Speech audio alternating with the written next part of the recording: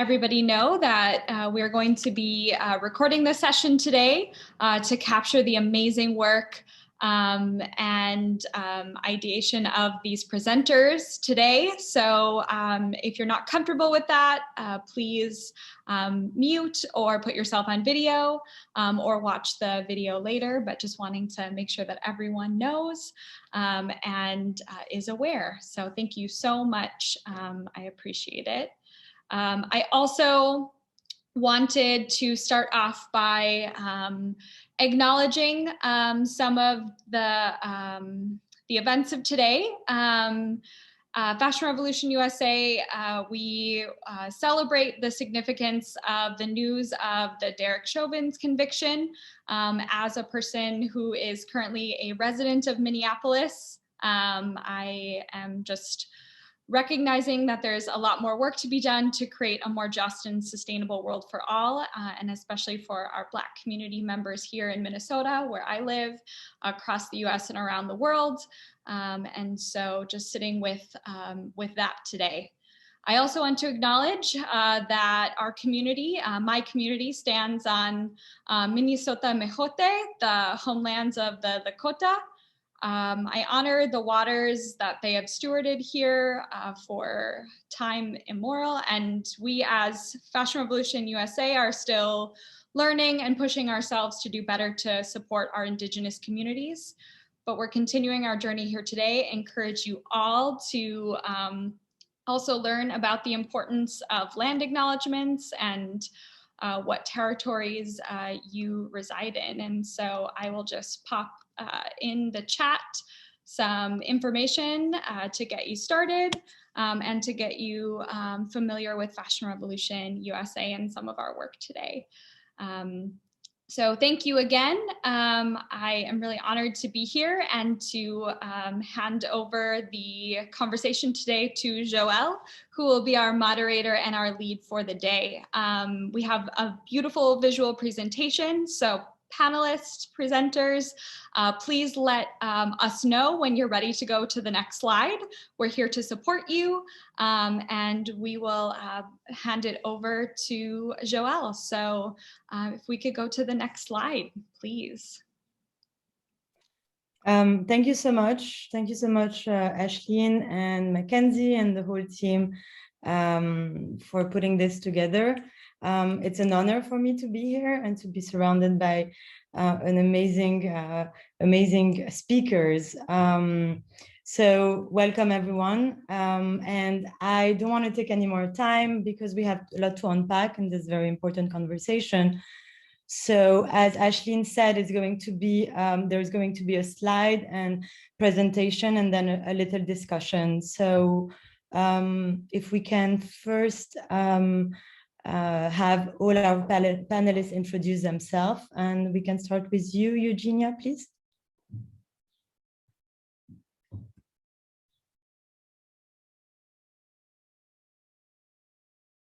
I think you're on mute. If you can unmute. Sorry. Thank you. Hi, thank you very much for this kind invitation. I'm delighted to be with you today. So my name is Eugenia Paulicelli. I'm a professor of Italian Studies, Women's Studies and Comparative Literature at Queen's College and the Graduate Center, the City University of New York, where I have founded and direct a concentration in fashion studies. I was born in Italy, as you might detect from my accent, and came to this country to do my PhD, and I stayed. And so during this ongoing process of negotiation of identity, languages, and translation, I've been able to pursue my passion, which is the study of fashion. Thank you. Thank you, Eugenia, for being with us. Brenda, would you go next? Hi, my name is Brenda Equihua, and I'm the owner and designer of Equihua. We're an LA-based fashion brand, creating amazing garments and trying to incorporate this idea of mysticism and magic into everything that we make. Thank you, Brenda, for being with us. Darnell, please.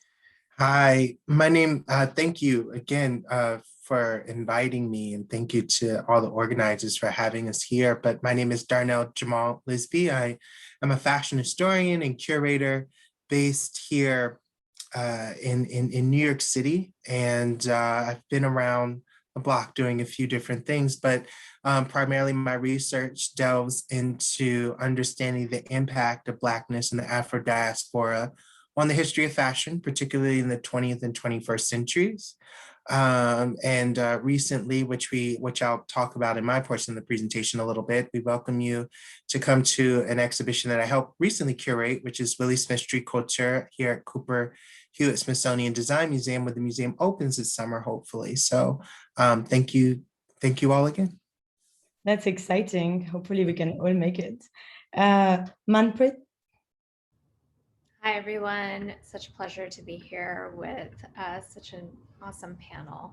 My name is Manpreet Kaur Kalra. I am a social impact advisor, educator, and podcast host, working on decolonizing storytelling in the ethical, sustainable landscape. Most of my work is focused around the intersection of impact communication and global development, and appropriation falls right into that. So I'm really looking forward to sharing space with all of you. Thank you, Manpreet. We're so excited to have you all here. My name is Joelle Filsley. I'm a fashion researcher and the CEO of Tribute, which is a multidisciplinary space and responsible retail based in Washington, DC. So I want to start first with a simple yet complex question. It's a question of definition. So I want to know what is culture? How do we define culture today? And Eugenia, we can start with you.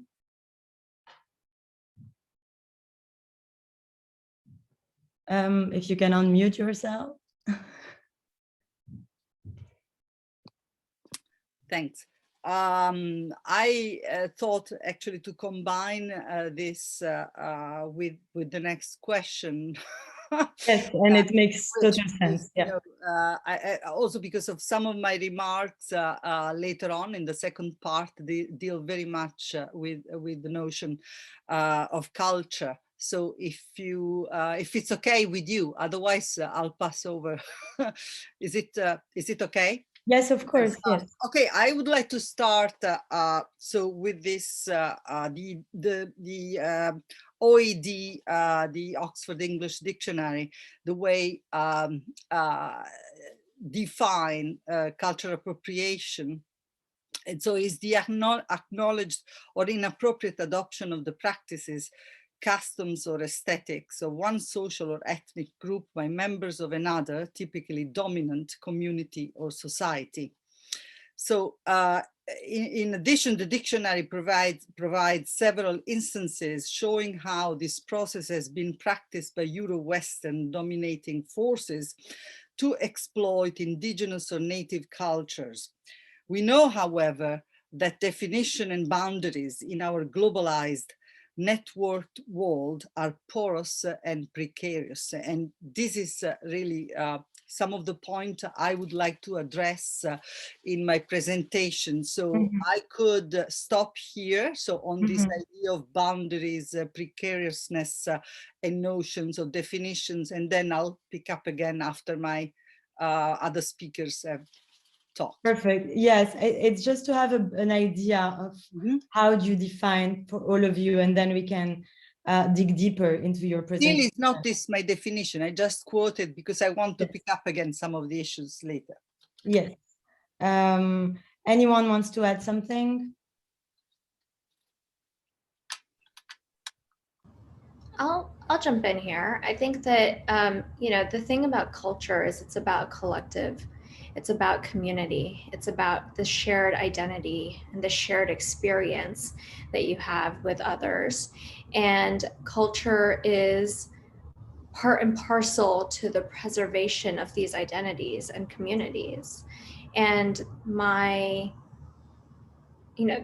think a lot about culture and cultural preservation because I think it intersects with language. It intersects with rituals. It intersects with how you see each other. It intersects with humanity. And I think for me, when I think about culture, I think about all those layers that play into how we see ourselves, how we see others, and how we see our communities. Yes, right. Brenda, Darnell, if you want to add something. And even to add on top of that, specifically with the research that a lot of the research that I do, it's really almost a form of communication, within a community and externally, how that community really kind of positions itself within the entire world. What mark are they leaving? How are they, to Manpreet's point, how are they seeing themselves and viewing themselves? That culture really is a vehicle for the survival of that community. And so I think that when we get into these kind of conversations about cultural appropriation, and what I'll of course show within my segment, there's a spectrum. It's a very gray area subject that's not necessarily, well, in some instances, I think we can claim, this is that, and this, one is on one end and one is on the other. But then in terms of fashion specifically, it gets into a lot of gray areas, particularly because there's that question of what's inspiration and what's appropriation. How do we kind of grapple with those things in terms of the social aspects that are so ingrained within a particular community? So, and I know you will elaborate more on this subject. Brenda, would you like to add something? Yeah, I mean, I was just going to say that, yeah, it's pretty much a combination of rituals and traditions and things that unite, or actions that unite a group of people. And it ranges outside, I mean, because culture can be, Mexican culture, or it can be sneaker culture. So it has dimensions, and it's very, very layered. But for the most part, I feel like it's a uniting force within a group of people. I can't wait to dig deeper. So to start off, Eugenia, you are an expert in fashion theory and fashion history, and a lot of your research has centered around how fashion functions as an industry and as a symbolic force mediated across time and space.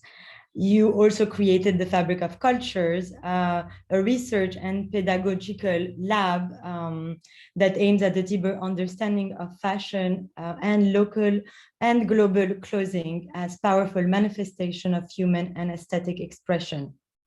So the floor is yours. We want to know more about your research and your finding, and what is cultural appropriation and how does that work?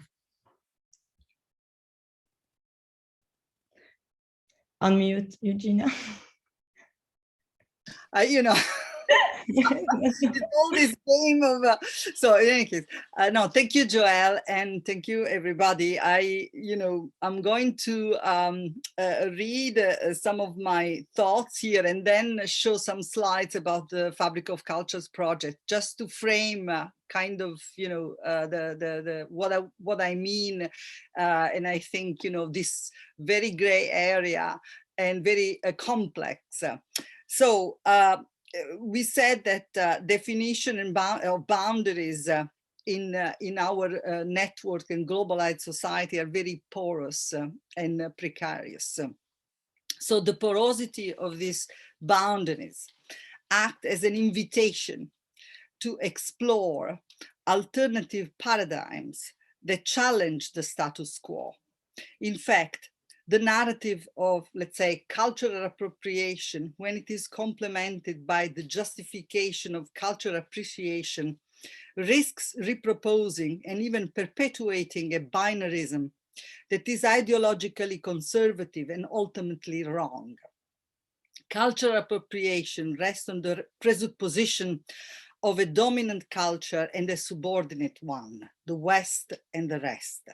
It is a paradigm that sees European and Western civilizations seen as compact, utopian entities or nation states as modern and superior, and other cultures as traditional, backward, subordinated, etc. So a rich bibliography has posed and problematized questions about collective and individual identity, the narrative of modernity, the idea of the nation and Europe in relation to other civilizations that during the first stages of colonialism, Europeans were in the process of discovering, the relationship between fashion and material culture on the one hand, and on the other, race and the clash between European and indigenous cultures. A new language, I think, is needed to construct a narrative that would allow us to really know and understand other cultures, their history, and in the field of fashion, their craft and design traditions, or to understand otherness as an integral component of identity. The other or otherness in general reside within our own self, not only outside or located in foreign unfamiliar bodies. From this perspective, fashion is a powerful and unique tool insofar as it offers a concrete, a tangible example that becomes indispensable to both approach and challenge larger ethical and political questions at the core of our globalized world and the complex implications of identity constructs.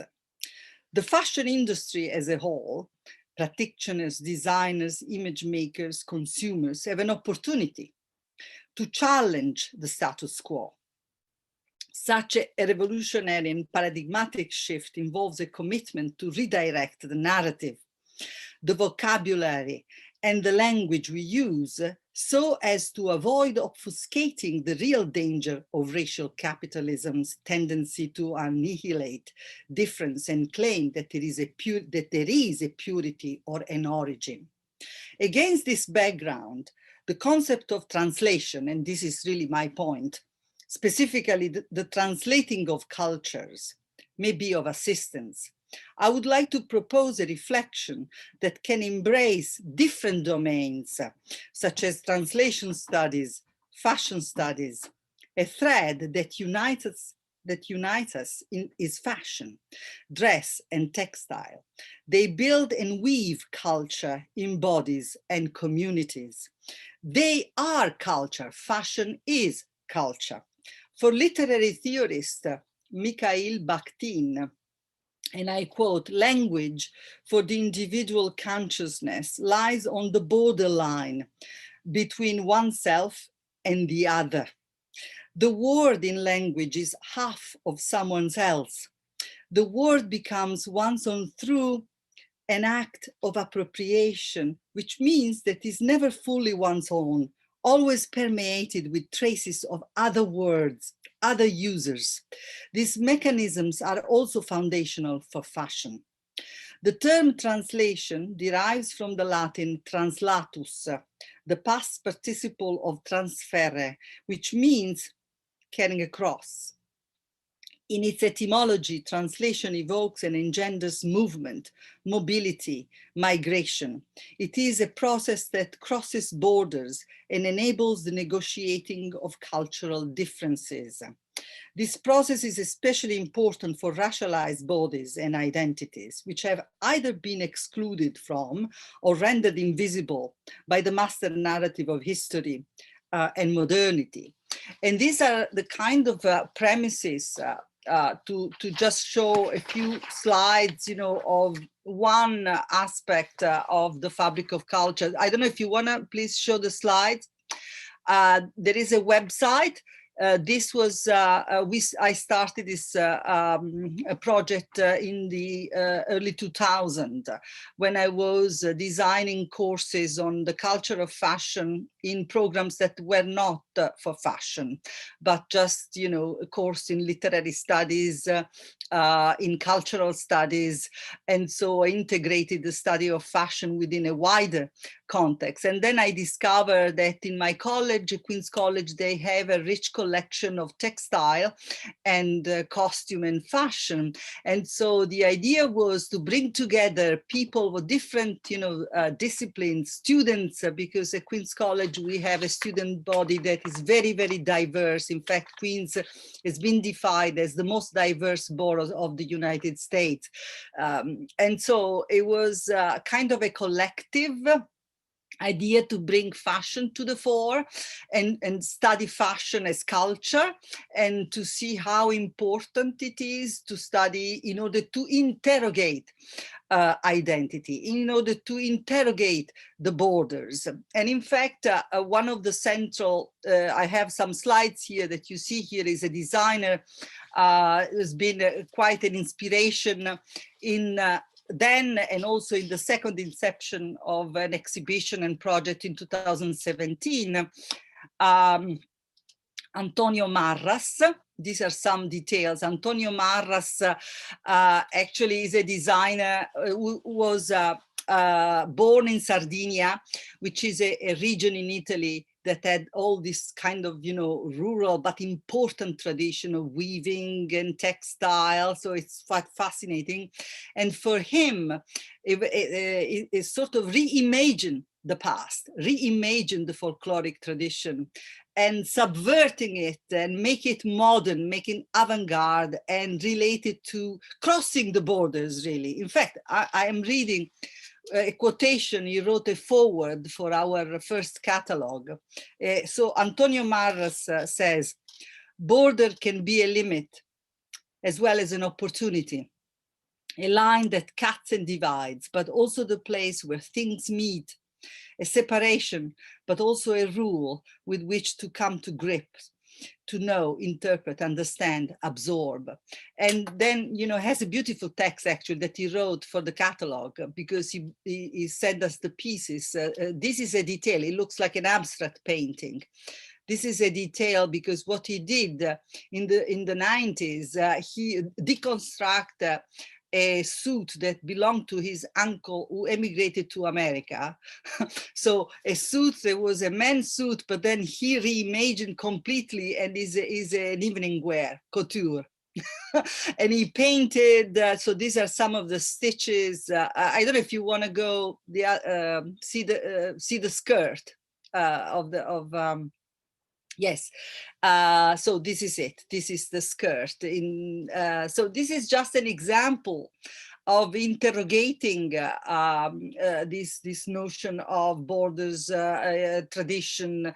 And Marras also is one of the designers very active in fashion revolution in Italy, because he has a space in Milano. And they had, in fact, there is another slide. Sorry, I don't know if I don't control it. Can you go ahead? Yeah, this is another. For example, this is the top, is actually a skirt that belonging to an ethnic group in Sardinia that he completely, and he put it with modernist, very modernist, it looks like a Mondrian painting, the skirt, so reimagining completely. And then, can you go ahead? This is some of the exhibition 2017 I had. Next, please. Next slide. So this is the catalog. Ahead, yes, yes. Yeah. Yes, this, for example, is actually another artist, Maria Lai, Sardinian, important artist. That was very important for Antonio Marras because they collaborated. She really was an artist that started with the everyday things, stitching and sewing, repurposing things. She made sculpture with bread. So the everyday, the history of women working with geographies. This is one of her geographies. It looks like a map, but is all, so then you understand also the similarity and the kind of inspirational of this interrogation of the space, what you do with textile, etc. Can you go next? And this is the Spazio Marras in Milano.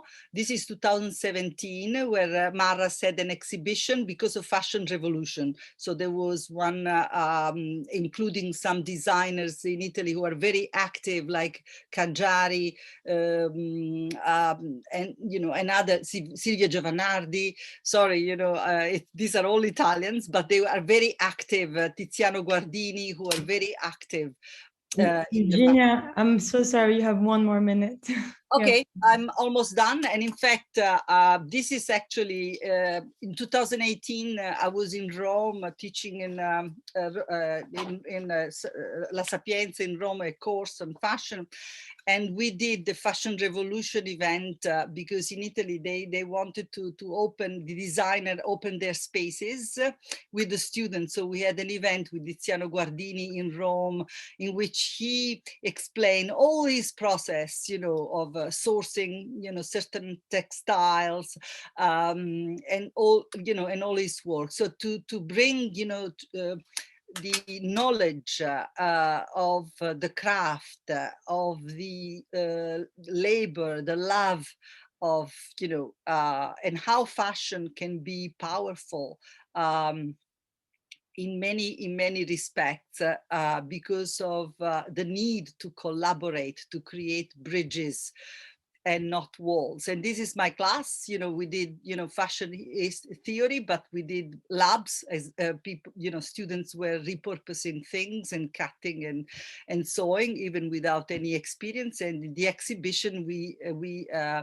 had some of their pieces together with designers, mainly they were Italian designers, the ones that I just mentioned to you, Silvia Giovanardi, Antonio Marras, and this is also another. So if you can go ahead, this is another quote for Marras, and thank you very much. Thank you, Eugenia. That's fascinating, and that notion of translating of culture. I mean, it's stuck in my head, and I have there's a lot of questions that are coming out. But I like the way you talked also about the designer, and it's a perfect segue to our next speaker now, Brenda, who is a designer. And I want to talk to you a little bit more about the role of the designer. But before, can you tell us a little bit about your brand? And I know you are Mexican, American, right? So how do you integrate your Mexican heritage into your design?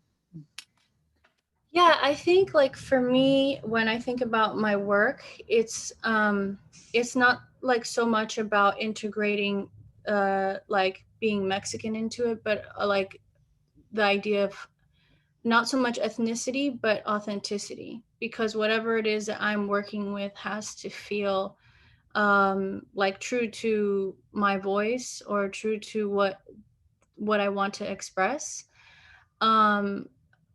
Where I work from is from a place of intention. I think about, for a very long time, what is it that I want to say, and really, to be honest, that the brand and everything that it has become really came from that place of asking myself a series of questions, like, who are you?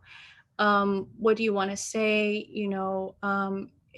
I think the most important question that I had asked myself was, why are you important in this industry? Why are you necessary? Why should you be in fashion? And then through those exercises of asking myself simple or not simple, but more direct questions like that, and then also asking myself super abstract questions that were like, if you were a bird, what bird would you be? If you were a color, what color would you be? So that I could get to a place that felt very, very, very real to me.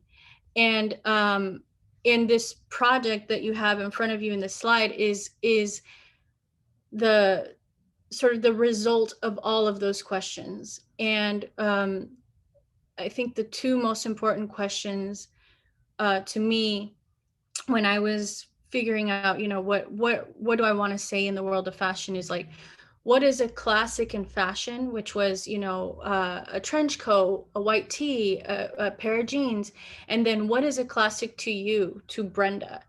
And the marriage of those two questions is what became this new classics collection.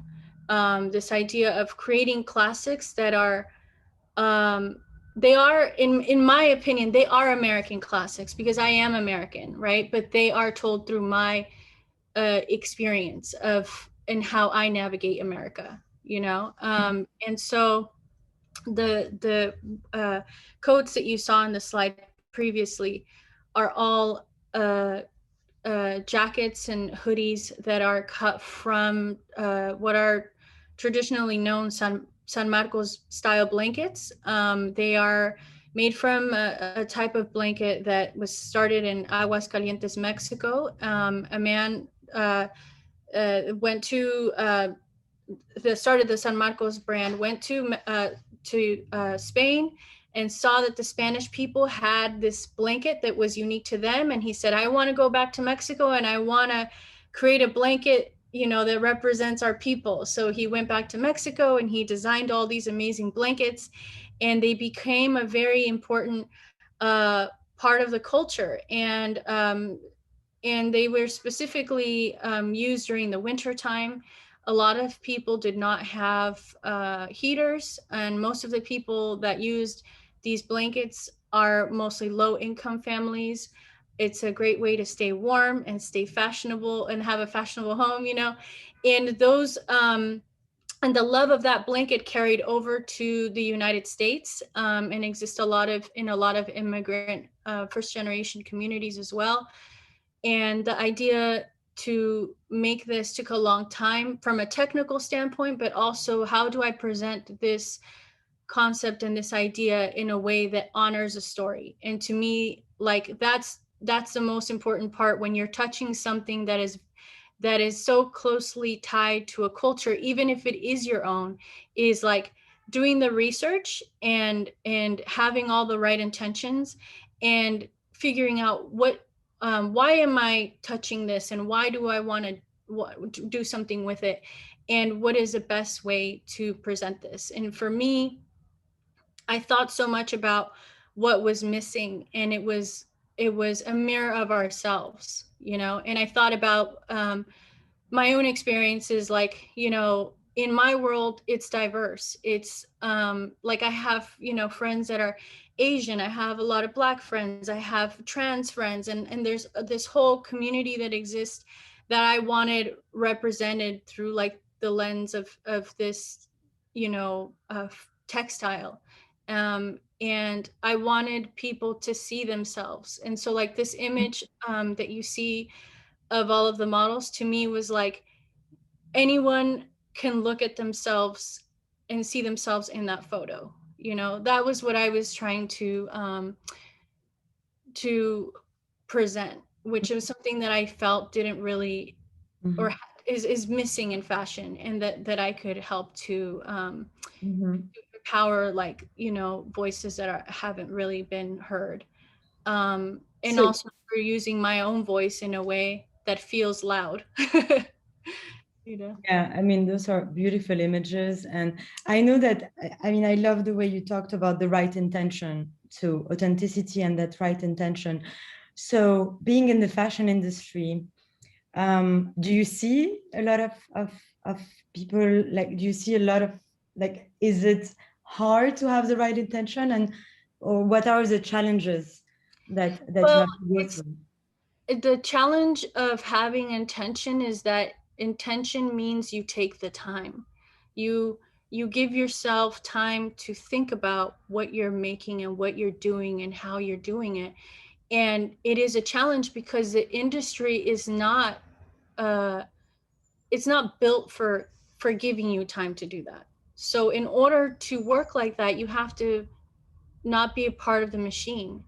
And if you're not a part of the machine, then you don't get the money that comes from the machine. You know, like the machine is constantly generating ideas and generating money, and you kind of have to you have to make a decision whether that's something that you want to be a part of or not. And so there's many challenges, financial ones. There's also the challenge of, because you are a small designer and you're working with limited funds, you don't have the power to protect yourself financially. You can't afford to get a lawyer if somebody steals your idea, which has happened to me, and like in my particular instance with what happened after I launched these pieces, I'm sure you're familiar with the story, was that there was a French designer, Marine Serret, who launched very similar pieces like the ones that I had launched, and they were in every single store, and the way that I saw that was like that a lot of the times what happens is that they want your ideas, but they don't want you.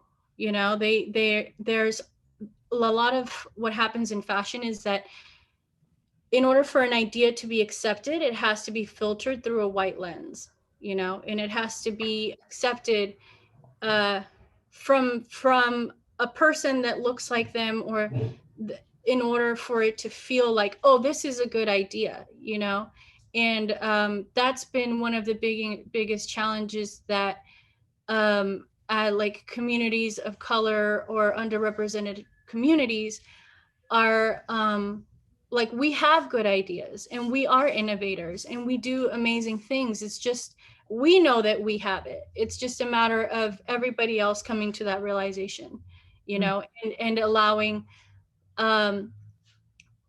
those communities to have their voice be heard. So yeah, well, thank you, Brenda, for sharing your story. And I mean, what I get is also that cultural appropriation is another way to lessen the value of minority races. And I read that, and then that's my transition to Darnell, because again, unfortunately, we can talk for hours, but we have a time. So I read a quote from Bell Hooks, the Black feminist scholar, in a 1992 essay that she wrote called "In Eating the Other," and going back to that idea that Eugenia talked about, the idea of otherness. And she says, and I quote, "The commodification of otherness has been so successful because it is offered as a new delight, more intense, more satisfying than normal ways of doing and feeling. Within commodity culture, ethnicity becomes spice, seasonings that can live up the dull dish that is mainstream white culture." There is a lot to unpack in here. Darnell, could you elaborate a little bit on, I know that we talked about that, and elaborate on the different form of appropriation, and yes, is there anything as black and white, or is everything nuanced, and what is the spectrum of appropriation? Sure, and we can move into the first slide. And I really also want to just kind of take a step back of what Brenda said of this idea that, certain things created, or creativity that's delved in different respective marginalized communities are often, taken or interpreted within that kind of lens of whiteness, in order for it to be kind of disseminated out toward the public, instead of recognizing that marginalized group or marginalized creator for their, ambitions. And I think within that, that kind of builds on that idea of that quote that Bell Hooks, that quote that you read from Bell Hooks' work. But within that, defining cultural appropriation, as you said, that I've looked at it through the lens of more or less of a spectrum, because I think that what we all have to realize is we're human beings, where there's a lot of gray area in between of who we actually are and what we represent, because also there's a basis of intention and intentionality within how cultural appropriation is really interpreted. Next slide.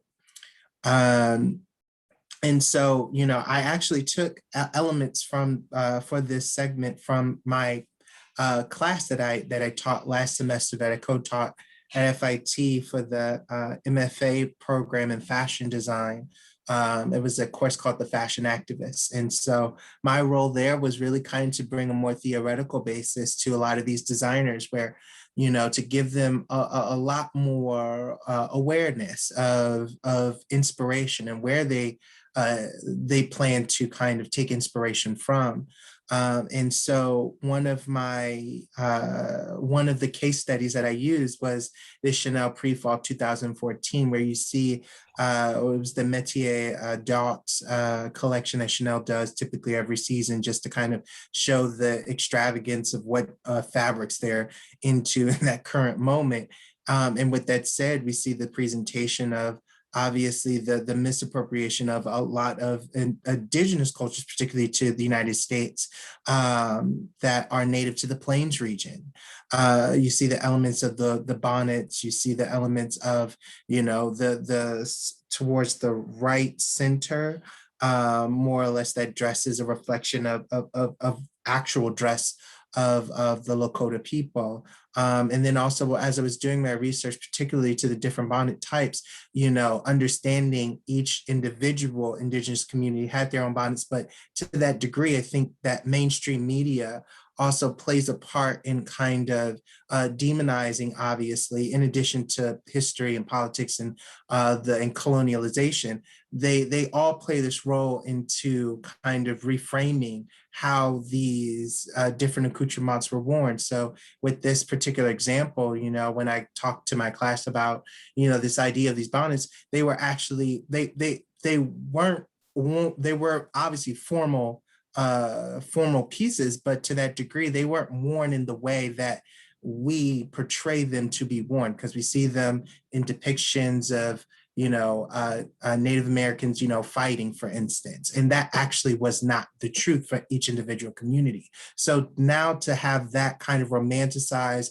misappropriated version of what that signifies in our mainstream culture, then seen on the runway, it only further advances this narrative of otherness that I think the previous speakers certainly alluded to and talked about quite well.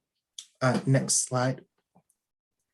And again, looking at, like the history within this class, I wanted to kind of go as far back as I could of contemporary fashion and looking at, this idea of taking marginalized communities or colonized communities and reinterpreting or misappropriating various cultures, mixing them together to kind of, in a way, even though the intention might have been to celebrate or signify something that is so special to a particular designer, because obviously you said Ron and his North African heritage, but even so, he was French.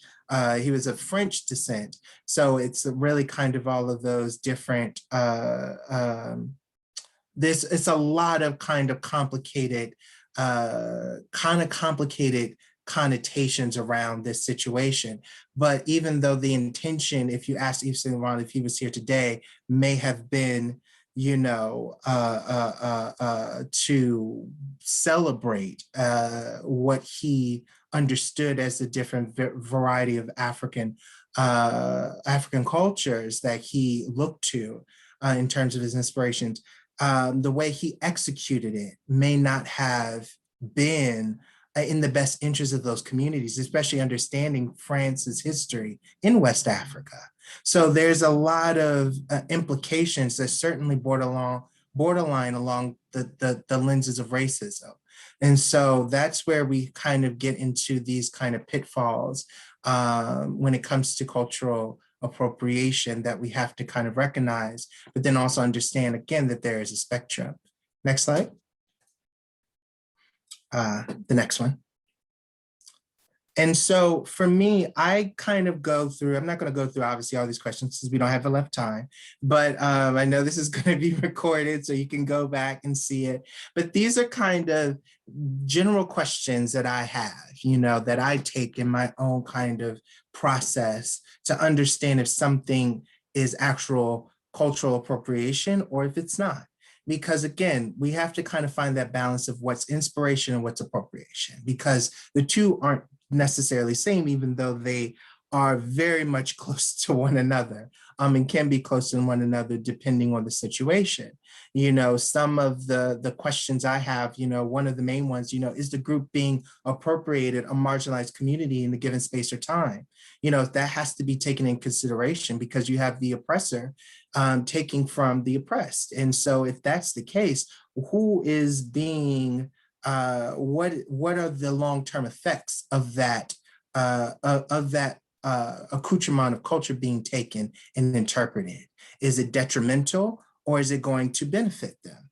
Who's winning? What is the financial gain here? That's also another aspect that I'm sure Brenda can, obviously she spoke to in the Marine Sarah example that she had. What was the financial transaction here? Because at the end of the day, if the oppressed isn't benefiting in any form, we can kind of qualify something as cultural appropriation. Next slide. And so for me, there's different, I'm actually going to move to the next slide after this. But 2 minutes. Perfect. And so for me, in the range of appropriation, there's kind of 4 different types that we have. So in the middle, we have, permissive and adoptive, that I based a lot of my information off of. Sorry, I'm going to bring the book up. It's Who Owns Culture by Susan Scafidi, who is the head of the Fashion Law Institute here in New York at Fordham. She wrote that book from a legal perspective, but obviously it's an opinion-based book, but she talks about adoptive and permissive appropriation, where adoptive leans into where the oppressor takes an element of culture from the oppressed, and blurs the lines to the point where it's unrecognizable. An example was the Ralph Lauren incident of the Phi Beta Sigma pants that they did, where they integrated the logo, the brand of the Phi Beta Sigma fraternity, which is a Black organization here in the United States, and integrated on their pants. Obviously, we know Ralph Lauren as college prep, wear, but they blurred those lines to the point where it was almost unidentifiable. And that's a problem, specifically because you are dismissing the significance of Black fraternities and sororities here in the United States. Permissive appropriation really lends itself to where there's elements of the oppressed culture that they allow to be taken and interpreted to a degree. Like there's a line, for instance, Catholicism. There's usually that kind of fun play where the church really doesn't get hooked on too much elements of being interpreted into fashion, but that there is a line, and there's a line of respect that has to be made and understood if something is permissive or not. Next slide. And then you have cultural misappropriation, which is the complete blatant disrespect of a different culture. And then you have cultural appreciation, which is more or less appreciative appropriation, where you understood and you research that culture, where appreciation happens in a way that culture is not felt disrespected, and that their community is being uplifted by some way or form of that interpretation of the element that's being taken. Next slide. You can go to the next one after that. And so, just to bring the point home, Willie Smith Street Culture, it's an exhibition that we curated at Cooper Hewitt about designer Willie Smith, who's quote unquote the king of streetwear. And a lot of his elements in his collections, next slide actually, spoke to Southeast Asian dress. And for him, that's a prime example of appreciation. If you actually go to our Willie Smith online community archive, it's actually online, and you can see a lot of the articles and elements that we speak about the way Willie Smith interpreted Southeast Asian dress in his collections, but did it in a way that really celebrated the culture. And also he produced in Southeast Asia all of his collections. So within that kind of total frame, from process to presentation, he was really kind of uplifting community. And I think that's really kind of a guiding example for contemporary designers can take, and contemporary houses can take, in order to execute a more appreciative balance to a lot of the misappropriation that has happened since really the total history of fashion. There's a few more slides, but I think we can cut off here. Thank you so much, Darnell. I mean, yeah, of course. Again, if we could, we would talk for hours about that. I have so many posted around me with all the comments on all your presentation. But I want to move on to Manpreet. Hi. Hello. Manpreet, in what form do you think, and it's a perfect, again, segue to what Darnell just presented. So in what form do you think appropriation can be a manifestation of colonial power dynamics? Yeah, and I think that we should just jump into the slides and I can answer that question through those slides. And I just want to get a time check. Do you have a time that you need me to wrap up by? Ashlyn, Mackenzie, how much time do we still have? We have 6 minutes before 4.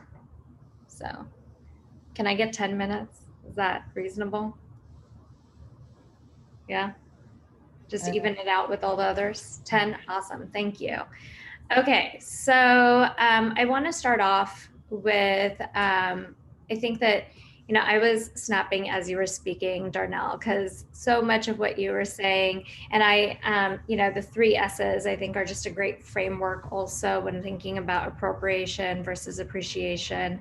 But, you know, when we talk about appropriation, we have to recognize that at the end of the day, it comes down to profit and power. Who holds power and who is profiting from the sharing of culture? And I think that's really important for us to get to. So unfortunately, however, that all too often appropriation fashion shows up in the form of the global north essentially stealing techniques, styles, symbols from those living in the global south. And these are often the same communities that were told their culture is not good enough or needs to be rejected for that of their colonizers. So we have to understand that there is always power dynamics at play, and those power dynamics really feed into how appropriation plays out. You know, one of the things that I actually would argue is sometimes there's this understanding that if a designer is producing within that community, that then therefore, you know, they're more on the side of appreciation versus appropriation. And I personally would argue otherwise, because at the end of the day, there is still power at play. The designer holds more power than the makers or the artisans, and there can still be exploitative power structures and pay structures at the end of the day. So I think that we need to recognize that power is top down. And unfortunately, as much as we try to say, well, you know, we're paying fair wages, that is still not, you're still calling the person who is putting the products out into the world the designer, and the person whose culture you are using just the maker. And I would argue that we need to reframe that, and they are actually the designers. It is their culture that you are taking. So we can go to the next slide. And I think this really brings us to this idea that, you know, at the end of the day, as long as there's a power differential within society, there will always be a community that's identity is being co-opted by another community. And we see this, it's not just, you know, it's oftentimes cultural appropriation conversations happen in the form of white designers or white passing designers co-opting the designs and cultures of communities of color. But you can also see that within communities of color. You can see people of color also appropriating the designs and works of people of color. And I think that that's really important to recognize, because even within a country, domestically, there are power structures. And so you will have indigenous groups, like I'm going to use Guatemala as an example. You have indigenous Guatemalan designs that get then appropriated by people who hold more societal power in Guatemala that are not indigenous, and then sell those within the global market. And then we in the global north, we're like, well, this designer's Guatemalan, so it's okay, it's not appropriating. But we have to recognize that it comes back to power. Who holds power? Whose work is being co-opted for profit? And for me, I think that, this idea of appropriation is really built on the idea of cherry picking what you like about another culture and making it your own, which leads to this notion of exotification, right? I'm going to use my own culture. I think that when it comes to cultural appropriation, the people who should be guiding those conversations have to be people from those communities.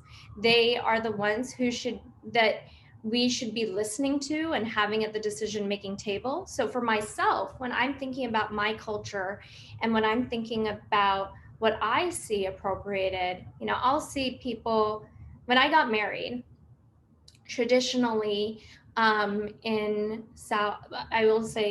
Indian culture, we have henna done. And especially in North Indian culture, we'll get henna done on our hands during our marriage. And I really was struggling with the idea because I was like, oh, I don't want to go into work and then answer all these questions and people just want to see my hands, and then they'll put all these notions and place their assumptions about me, my culture on me. But if a person who doesn't look like me goes and gets henna done at a street fair, they're seen as worldly. They're seen in a very different light than the assumptions that would be placed on me as a woman with brown skin and Indian heritage. And I think we need to notice that is oftentimes, we see this even with language. When we talk about, there's this fantastic article, and I'm actually going to read the quote. There's a fantastic article that came out on the podcast Code Switch, an NPR podcast. And one of the things that the person said was, when white English speakers fold words from another language into their lexicon, they're often seen as cultured and worldly and potentially even funny. But for people of color, it's a totally different game. And I've seen that. And I think that for me, I see this play out all the time. And, I see this play out in my notion of how I even talk when I'm in a professional setting, wanting to make sure that there's no room for anyone to place assumptions based on my cultural identity on me. And we see cultural appropriation play out in fashion. We see it play out in how people live. And I think that that's really important to recognize. Next slide, please. So at the end of the day, when we think about power, power plays out in so many different shapes and forms. We have to think about socioeconomic, racial, educational, geographic. Those are all different forms of power. And when we talk about appropriation, it's so important to recognize that, and I think many of the other speakers mentioned this, but oftentimes when we see it play out in fashion, we see it, modern take on traditional design is a very common concept that we've all heard. And for me, I kind of see it as almost a way of saying that traditional designs are not good enough and they need a modern take, which in itself erases historical context. It erases the significance of that community. It erases the identity and the people behind those designs. And so when we take these very sacred traditions, symbols, and art forms, and we co-opt them, Darnell, one of your examples, I was thinking, I'm Punjabi, and in Punjab, we have a traditional embroidery form called fulkari. And last year I was on Instagram and I saw a English designer advertising products that had fulkari embroidery on them. And she was acknowledging that it was fulkari. She was, talking about the fact that it's fulkari, but you have to understand the context. This is someone from a country that colonized and broke Punjab up. And, and we have to understand that context, because that is power. And that is power at the end of the day, and how that context and that nuance is so important when talking about appropriation. And then my final slide, please. So this slide, it's really close right now. And, you know, I think many of you probably know about the shooting that took place last week. And I am sick. I belong to the sick community.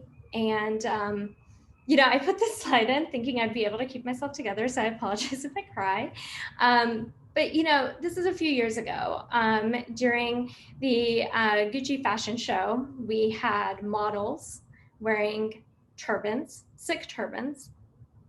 And the turban is an incredibly religious symbol for Sikhs. It is not something that we just take on and off. It's something that is so sacred. It's a ritual. It's part of our identity.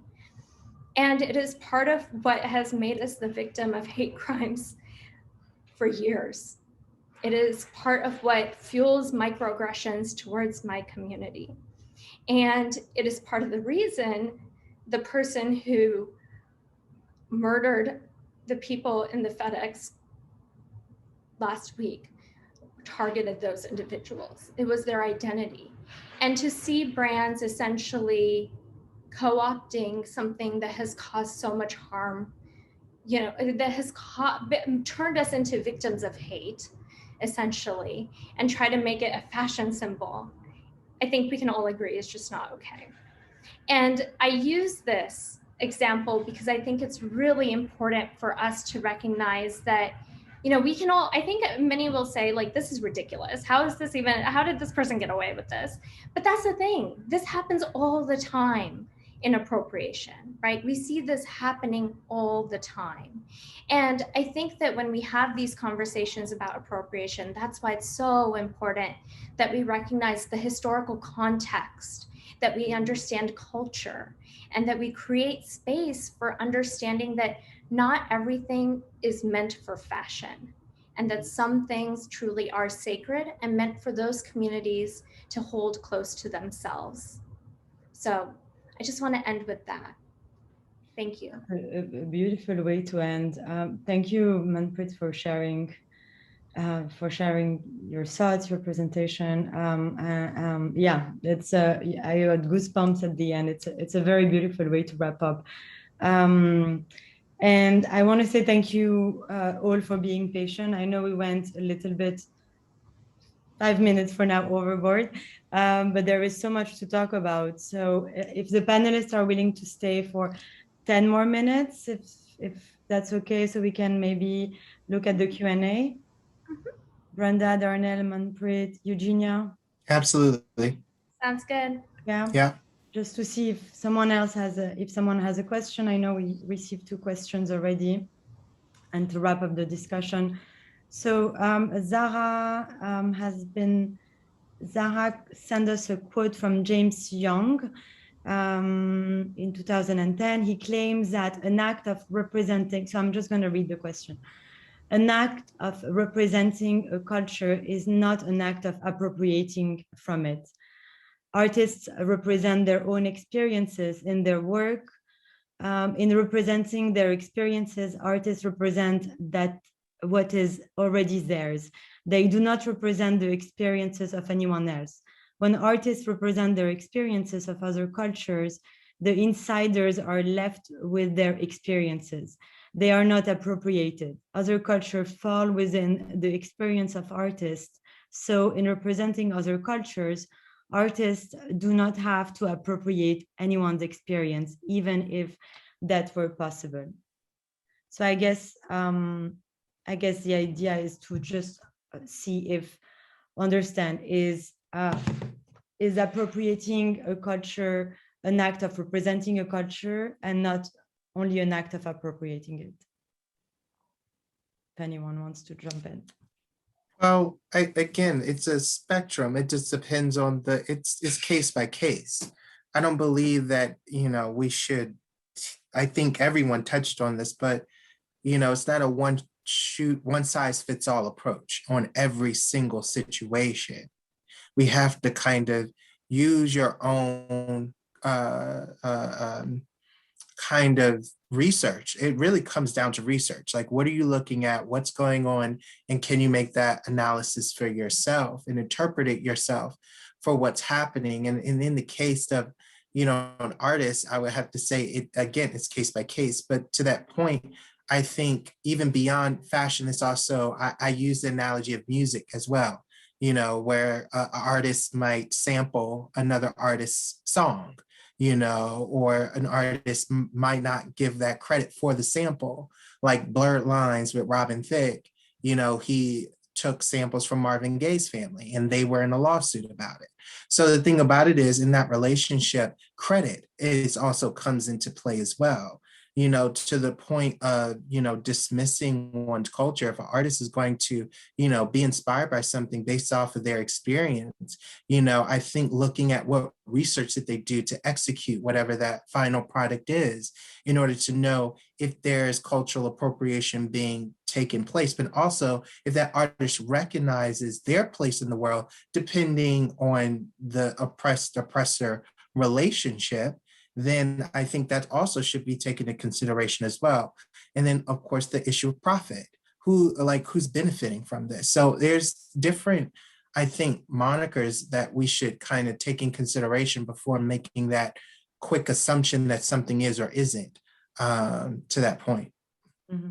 I also want to add that, profit always isn't just financial. And I meant to say this earlier, is profit comes in many Right. shapes and forms, right? So we need to stop thinking of profit purely as financial profit. There's also layers of how someone is seen, how their, credibility. Those are all forms of profit. And I think that we have to recognize, I'm not going to use a fashion example. I'm going to use an example of an anti-racism, speaker, right? Like, you take someone who's basically taken the work of many others in the space, repackaged it as their own, and then shares it into the universe. Now they may be making a financial profit, and they're also making credibility profit, right? Like, they're making a name for themselves on the backs of others and others' work. And I think that that's really important to recognize, is profit also comes in many forms, and the nuance and gray is so important when having these conversations, because when we try to put the magnitude of harm that is often caused is very different depending on what we are seeing play out. Mm-hmm. And I think we have to recognize magnitudes of harm as well in this. Yeah. If anyone else has an answer, otherwise, I also want to say that everyone attendees are free to leave. Sorry, I did not mention that earlier, but please stay. We have another question, and I think they're talking about the streetwear on the slide, which I think was Darnell's slide. And they're asking, is streetwear design apparel worn by white cultural appropriation?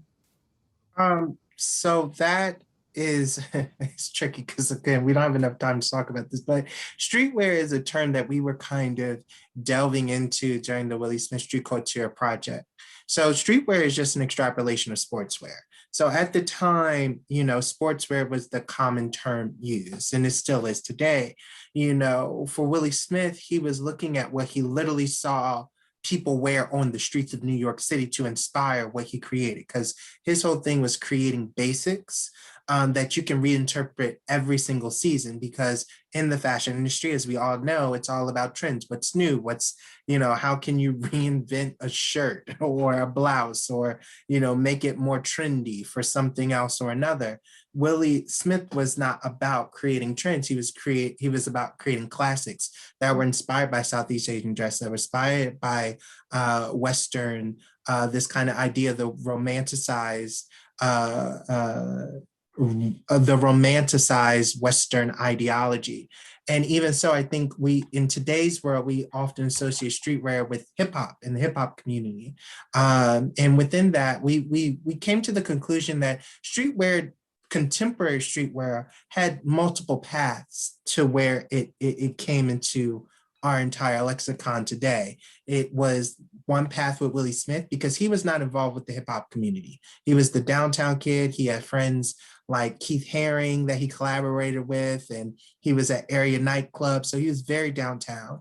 And then you had in the 1980s and 90s the rise of these quote unquote urban labels that that were associated to the hip hop culture that also created a blueprint for contemporary streetwear. And they intersected around the 1990s into the thousands. And that's where we have today this kind of element of streetwear going on. And to say that it's appropriated by white people is a tricky conversation.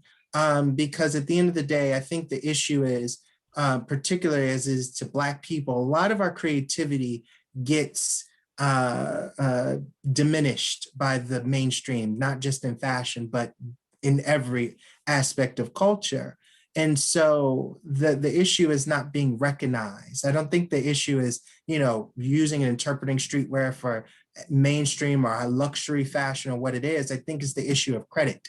And to Brenda's point, it's okay for it to be seen on a white body or be purported by a white Eurocentric perspective, but to be seen and promoted by Black bodies is something that that shakes the world a little bit. So I think that within itself, I think it's a little more nuanced to that answer, that it's not clear cut. It's not necessarily appropriated, but it's just not credited to Black people. And to Manpreet's point, profit is all about credibility as well. So I think that's the issue. Okay, I'll take one last question from Elizabeth Joy. She writes, some people may view the appropriation of other cultures into the mainstream runways, magazine, etc., as a way that the world is moving towards a melting pot of cultures. But how does this mixing and watering down of cultures actually lead to cultural erasure? And how can we explain this to people who don't see the harm of cultural appropriation? And Brenda, I would love to hear from you.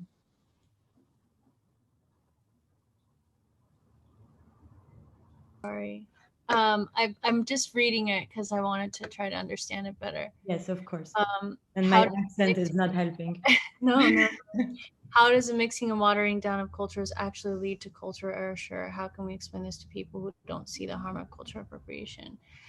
I think it's, well, first, I think that I can only speak for like me as a Mexican American person, but I think when you when you touch something, you have to know what you're doing with it. Like you have to know what your intentions are, because once it goes, you have no control after you launch something, what it becomes, so I think that for my practice, when I make something, I'm creating something that is, at least my intention is always to create something that is new, that is not something that is going to replace something, but it's something that's going to add to the conversation.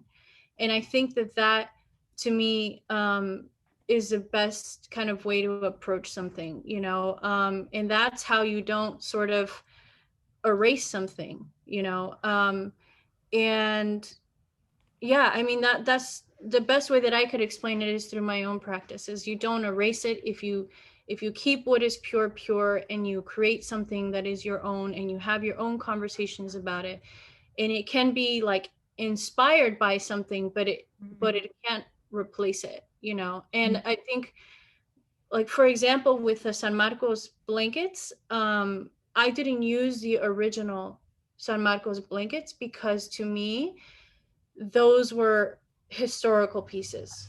They were pieces that I felt were important for the community to be able to preserve and to have. And I didn't think it would be right for me to start to produce on these very limited amount of blankets that exist.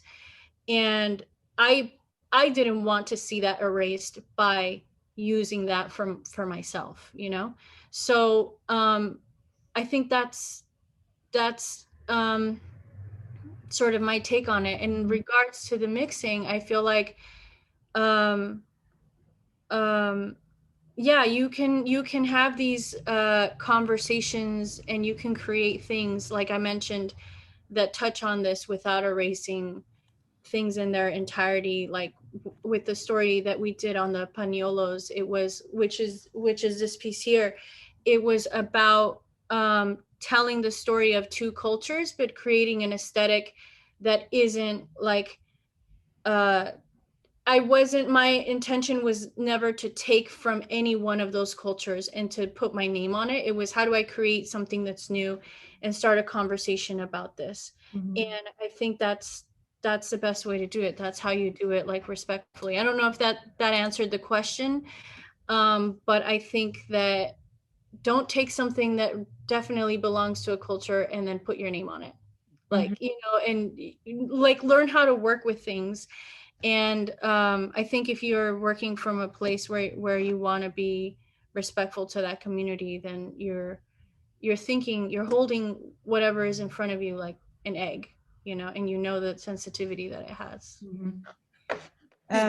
What Yes. Brenda doing is an act of cultural translation. So the fact that you respect, you interpret is an historical, you know, garment and the context and the culture around it. And instead of appropriating in the sense, so that's why, you know, this word is dangerous sometimes, you know, because it can kind of be misleading for certain creative acts that some designers do in a responsible way, in a respectful way, and others don't, of course. But, you know, so then you are actually with this intention. I like the word you use, you know, intention, because intention really requires time, requires reflection, requires that if you hear a language that you don't understand immediately, you pay attention and say, okay, what is the story here? And what do I want to do with the story? And create something that is my own and is not just a repetition, you know, of that old story. And how can I translate those ideas in such a way that there are innovative ideas and yet, you know, being respectful of otherness, but also your otherness as a designer, because your identity as all these stories and sensibilities. I'm just taking you as an example because I think that's all I want to say. It makes perfect sense, and it's actually I wanted to wrap up for a question for all of you, and you kind of answered it.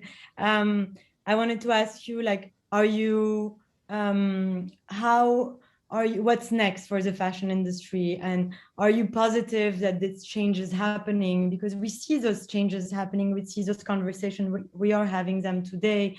I know Manpreet is super active also in talking about those. So to Eugenia's point, can we design a new language?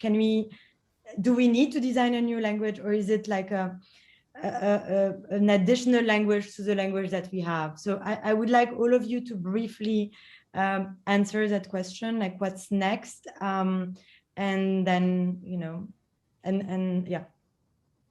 So we can start. Yeah, quickly touch upon the previous question. Sorry. I think that it's also important to recognize that the language around a melting pot in itself is very problematic, because it is essentially saying that we want to erase cultural identities and create one homogenous culture. And the term that I prefer using is a mosaic. Which I think has become more of the adapted terminology, because what that means is people can continue to live in their unique identities and come together still. About the idea around cultural erasure, I think that is a very valid question. I don't think that fashion has that much power, but I do think it has the ability to really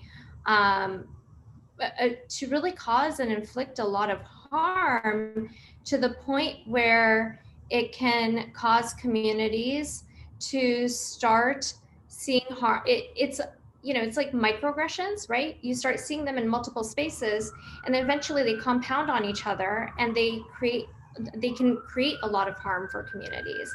And I think that that's where we have to recognize there's different levers of harm that are inflicted, and when they come together and compound each other, that's when we see issues like the erasure of cultures and cultural identities. So what needs to change? I think we really need to rethink who is the designer. I mean, if there's one thing that I think that we need to take away, it's rethinking who is the designer, because oftentimes the designers are those, if you are, I'm thinking about in the context of fashion revolution, the fair trade movement, the designers are the people whose culture you are taking designs from. They are the designers. And I think that that narrative really needs to change.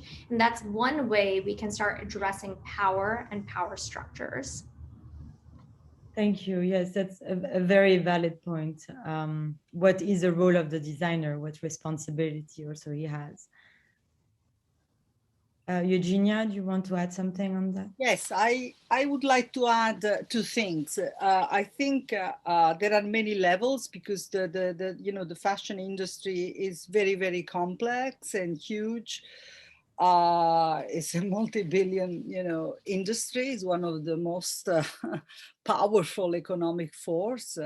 So I think there are two main things, certainly the language has to change, because there has to be,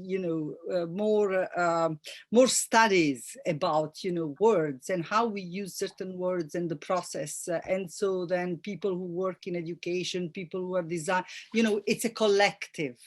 It takes a village. It takes, it's not just the design. This field, the designer is not just the only, it's a more of a collective effort. Then regarding the work, who made my clothes, right? The campaign. And so we are, it's important. I watched recently a film made, I think it was a year ago, made in Bangladesh. I don't know if you saw this film. Mm-hmm. I found it quite powerful, because it is a film in which you see how important it is and how difficult it is for some women, especially women workers in Bangladesh, to unionize.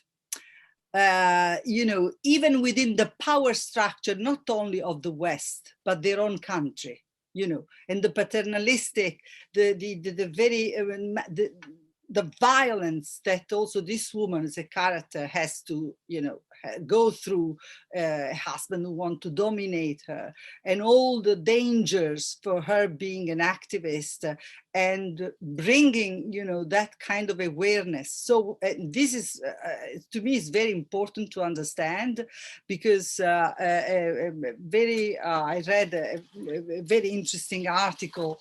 Tanjin, I think she's a scholar, she's from Bangladesh originally, and really she analyzes question more in a more complex way, to see that we need to understand that it's not just to approach, she said, a spotlight approach, but to see in a many directional ways, because it's not just, if we also repeat this narrative always, West and the rest, is dangerous. So we need to kind of open up and bring in the contradictions wherever the contradictions are, in order really to weave this tapestry or this mosaic of collaboration, of change, which has to be political change, structural change, not just cosmetic change. So this is, and so we have to push, If we don't push it, the workers themselves also don't push.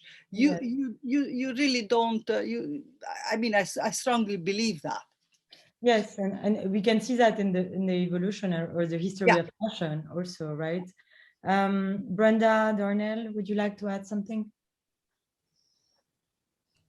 Well, go ahead, Brenda. No, you go first. No, I'm just gonna say, structural, it really is a structural change that needs to take place. And, just put a pin on it. I mean, and I've talked about this, because we're looking at this in a museum context as well.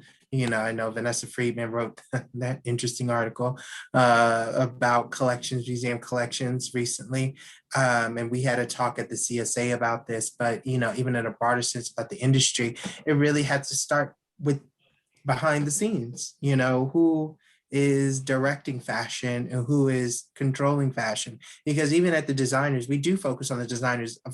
In my opinion, sure, we focus on them a lot, a good amount, but also their designs have to be approved by someone. They're not like that. There's other stakeholders involved in an entire organization, big or small. Therefore, the buck has to stop with someone. And therefore, in order to kind of, cross the Rubicon into a better place of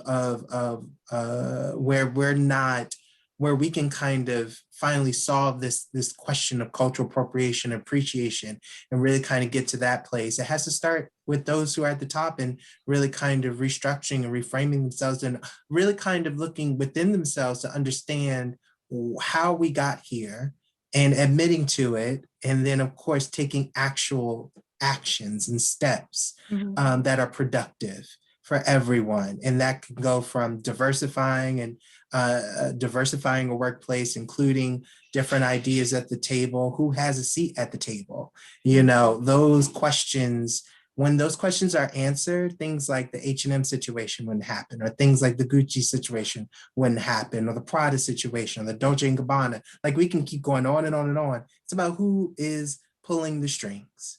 And if they can solve that within themselves and solve the environment around them, then I don't think we would need panels like this any longer. So,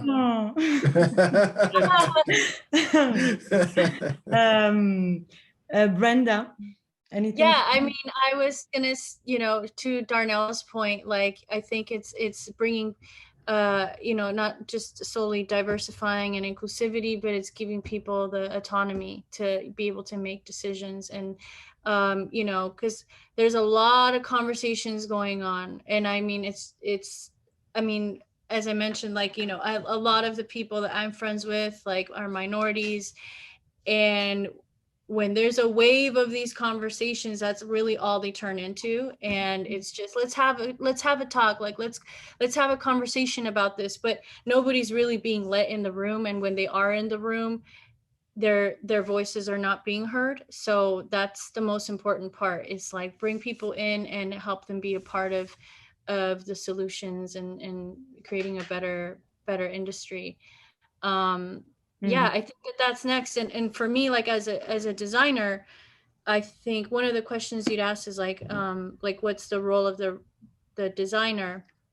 And I think it's really important to see yourself as a person first. And I feel like I'd like to think we're moving in that direction, where you're being asked to be a person first and then a designer. And I think that's a much better place to work from. I know that it doesn't make the most business sense, but it definitely helps you move in a way that at least for me, it helps me to feel like whatever small actions that I'm taking are helping to build the world that I want to live in, or to change the industry in the ways that I would like to. So perfect. Yeah, so I think this is why those important and conversation are so important. And thank you all for staying half an hour now longer. Thanks to all the attendees also. And yeah, I mean, it was totally worth it. And thanks for sharing your stories, your perspective, your research, your finding. Thanks. Yeah, thank you for being authentic. We go back to that. Ashleen, I think. Wonderful. Thank you all again so much. I am honored to have shared space with all of you. I do want to speak on behalf of Fashion Revolution USA and say that I hope that all of us can continue to engage these ideas into action. So if anyone on the panel, anyone in the audience wants to connect more on how we can use the Fashion Revolution platform to continue to move ideas and conversation into action around a topic such as this.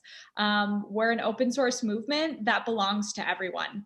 And so we are all part of this change. And I just want to encourage everyone to continue to stay involved, use the voice, and we're here to be a part of that. And so I'll just wrap up by saying, we have many other events coming up over the next week. So you can find some links in here on other events, takeovers, conversations. We hope that you'll get involved and stay connected with us. And thank you all so much. I hope you have a wonderful rest of your evening. Thank you, panelists. And thank you, Joelle, for moderating. Thank you, everyone. Bye.